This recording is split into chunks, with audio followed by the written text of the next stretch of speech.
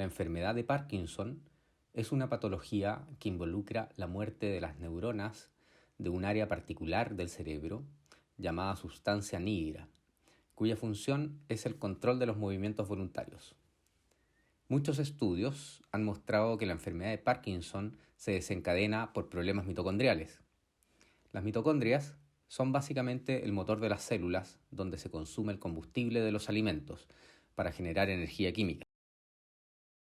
En condiciones normales, los alimentos que ingerimos terminan de degradarse adentro de las mitocondrias hasta el estado de dióxido de carbono o CO2, en una serie de reacciones que se conocen en conjunto como el ciclo de Krebs. En el ciclo de Krebs, además de dióxido de carbono, se generan moléculas ricas en electrones, tales como el NADH y el FADH2. Estas moléculas interaccionan con complejos de proteínas que se encuentran en la membrana interna de las mitocondrias. Mientras el NADH entrega electrones al complejo 1 mitocondrial, el FADH2 entrega electrones al complejo 2 de la mitocondria. Luego, los electrones entregados por estas moléculas siguen una trayectoria desde los complejos 1 y 2 hacia el complejo 3 y luego al complejo 4 y por último llegan al oxígeno para formar agua. Esto es lo que se llama la respiración mitocondrial, ya que consume el oxígeno que respiramos y a cambio genera dióxido de carbono por la combustión de los alimentos. En las reacciones de transporte de los electrones a través de los complejos de la respiración mitocondrial se bombean protones desde la matriz mitocondrial hacia el espacio intermembrana. La mayor concentración de protones que se genera en el espacio intermembrana hace que fluyan protones de manera espontánea hacia la matriz mitocondrial. Pero como la membrana interna mitocondrial no es permeable a protones, estos fluyen a través de un complejo de proteínas especializados para esto y llamado ATP sintasa o complejo 5 mitocondrial. Este complejo acopla el flujo espontáneo de los protones con la síntesis de ATP o adenosín trifosfato, una molécula que contiene energía química necesaria para muchas reacciones que son vitales para la célula. Así, el balance final de la respiración mitocondrial es el consumo de oxígeno y la generación de dióxido de carbono y energía química en forma de ATP. Sin embargo, el proceso de la respiración mitocondrial no es un proceso 100% eficiente y quedan algunas moléculas de oxígeno que no reciben todos los electrones necesarios para formar agua, generándose así las especies reactivas del oxígeno o ROS, por sus siglas en inglés Reactive Oxygen Species. Cuando la respiración mitocondrial se vuelve menos eficiente, también se bombean menos protones hacia el espacio intermembrana, y por lo tanto el flujo de retorno de los protones hacia la matriz mitocondrial es menos vigoroso, lo que resulta en una menor producción de ATP.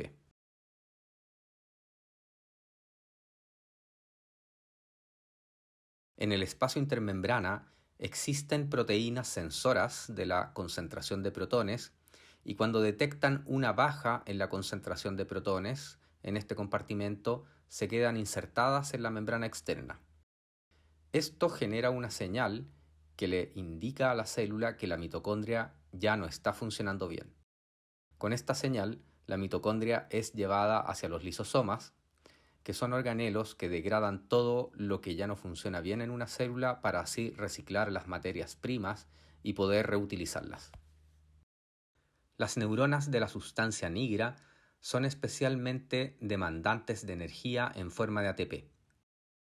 En la enfermedad de Parkinson, ya sea por condiciones genéticas o por factores ambientales, las mitocondrias no funcionan del todo eficiente o el sistema de degradación de mitocondrias por los lisosomas no funciona correctamente. Esto genera una baja en la producción de energía en las células y paralelamente un aumento del estrés oxidativo, lo que conlleva a la oxidación de diferentes proteínas celulares, incluyendo la alfa-sinucleína. La alfa-sinucleína es una proteína extremadamente sensible al estrés oxidativo. Una vez que esta proteína se oxida, esta se agrega formando oligómeros de alfa-sinucleína, luego fibrillas y finalmente agregados de gran tamaño llamados cuerpos de Lewy. Estas fibrillas o cuerpos de Lewy bloquean los sistemas de degradación de mitocondrias dañadas mediante los lisosomas. De esta manera, se genera un ciclo vicioso en el que se acumulan más mitocondrias dañadas en la célula, lo que genera más estrés oxidativo y por lo tanto mayor generación de fibrillas y de cuerpos de Lewy. Una vez que se ha iniciado la acumulación de fibrillas de alfa-sinucleína o cuerpos de Lewy en las neuronas dopaminérgicas, algunos de estos agregados de proteínas pueden ser secretados hacia el medio extracelular. Desde este espacio, las fibrillas de alfa-sinucleína o cuerpos de Lewy pueden estimular unos receptores de alerta llamados receptores tipo Toll o TLR por sus siglas del inglés Toll-like receptors. Estos receptores se encuentran en la superficie de las células de la microglía, un tipo de células del sistema inmune que se encuentra normalmente en el cerebro sensando potenciales amenazas provenientes de patógenos o sensando daño del tejido. Dado que los agregados de alfa-sinucleína adquieren una estructura similar a la de algunos componentes bacterianos, estos son sensados por los TLR y así desencadenan una señal de alerta en la microglía, la cual involucra la producción de proteínas inflamatorias llamadas citoquinas y la generación de especies reactivas del oxígeno, que normalmente son producidos por la microglía para matar a los patógenos. Las especies reactivas del oxígeno actúan en las neuronas vecinas, promoviendo la generación de más agregados de alfa-sinucleína. Por otro lado, las citoquinas inflamatorias actúan sobre células de la barrera hematoencefálica, una barrera de células que separa herméticamente la sangre del cerebro, evitando la entrada de células sanguíneas al sistema nervioso central y que normalmente solo permite el intercambio muy selectivo de algunas pocas sustancias entre estos dos compartimentos. Al actuar sobre los astrocitos, las citoquinas inflamatorias hacen que la barrera hematoencefálica se haga permisiva a la entrada de células sanguíneas hacia el cerebro. De esta manera, los cuerpos de Lewy desencadenan un proceso inflamatorio local en la sustancia nigra.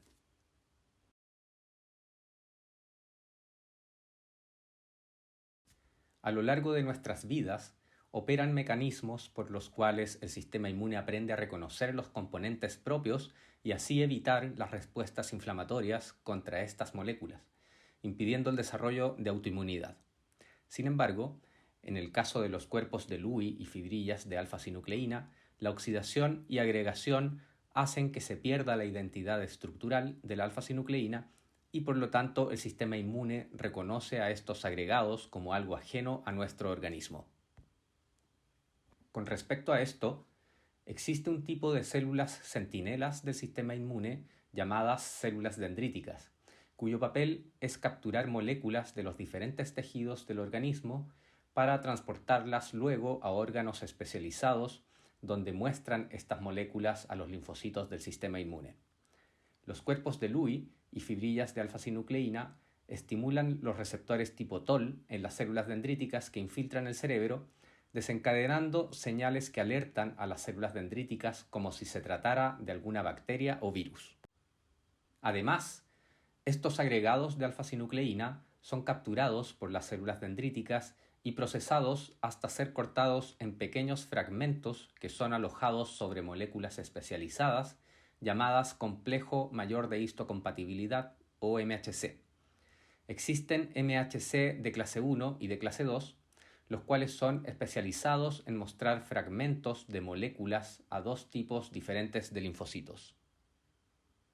Tras la estimulación de los TLR y mientras procesan los agregados de alfa-sinucleína capturados, las células dendríticas abandonan el cerebro y migran por los vasos linfáticos hasta alcanzar los nódulos linfáticos cervicales, que son órganos especializados en promover el encuentro de células dendríticas con los linfocitos que patrullan a través de la sangre.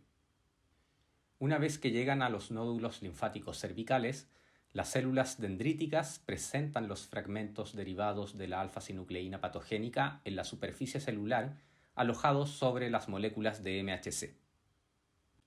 Las células dendríticas son retenidas en estos nódulos linfáticos para presentar las moléculas capturadas en el cerebro a los linfocitos que patrullan por la sangre. Cada linfocito de nuestro organismo posee un receptor para un fragmento particular de una molécula, de un universo de miles de billones de moléculas.